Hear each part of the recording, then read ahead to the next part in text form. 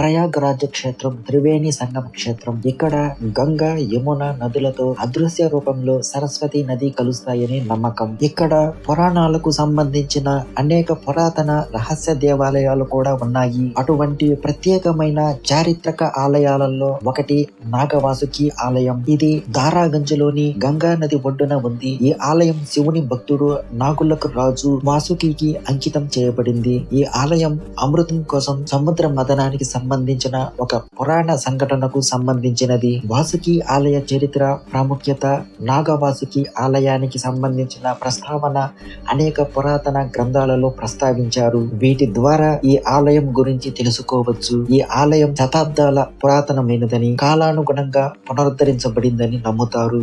ఆలయంలో ప్రతిష్ఠించబడిన వాసుకి నాగ విగ్రహం చాలా ఆకర్షణీయంగా చూడదగినదిగా ఉంటుంది.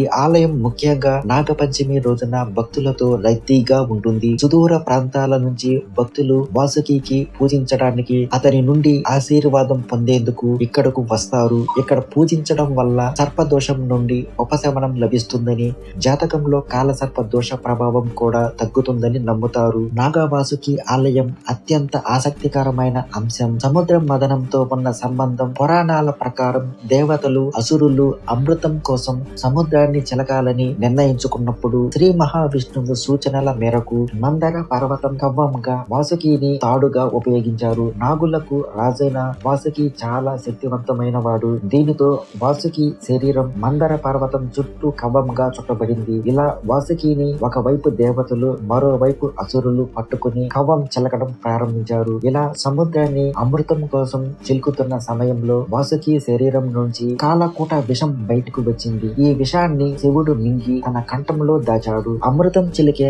దైవ కార్యంలో వాసుకి ముఖ్యమైన పాత్ర పోషించాడని, చివరికి అమృతం లభించిందని నమ్ముతారు. సముద్రం మదనం సమయంలో, చిలుకుతున్న సమయంలో వాసుకి శరీరానికి గాయాలయ్యాయి. అప్పుడు వాసుకి విశ్రాంతి కోసం భూమిపై అనేక ప్రదేశాలలో తన నివాసాన్ని నిర్మించుకున్నాడు. నాగవాసుకి విశ్రాంతి తీసుకున్న పవిత్ర ప్రదేశాలలో ప్రయాగరాజు ఒకటి. ఈ ఆలయం అలా వాసుకి అలసట తీర్చుకున్న స్థలంలో నిర్మించబడిందని నమ్ముతారు. నాగవాసుకి ఆలయం నిర్మాణం చాలా ఆకర్షణీయంగా ఉంటుంది. వాసుకి నాగ విగ్రహంతో పాటు శివ పార్వతీదేవి, ఇతర దేవతల విగ్రహాలు కూడా ఆలయ ప్రాంగణంలో ప్రతిష్ఠించబడ్డాయి. ఆలయ గోడలపై పురాణాలు, దేవతల అందమైన చిత్రాలు చెక్కబడి ఉన్నాయి. ఇవి భక్తులకు దైవిక అనుభవాన్ని ఇస్తాయి. ఆలయానికి సమీపంలో గంగా నది ఒడ్డు ఉంది. ఈ ఆలయ ప్రాంగణం నుండి గంగా నది తీరంలోకి సూర్యోదయం, సూర్యాస్తమయం దృశ్యాలు చూడటం అద్భుతంగా ఉంటాయి.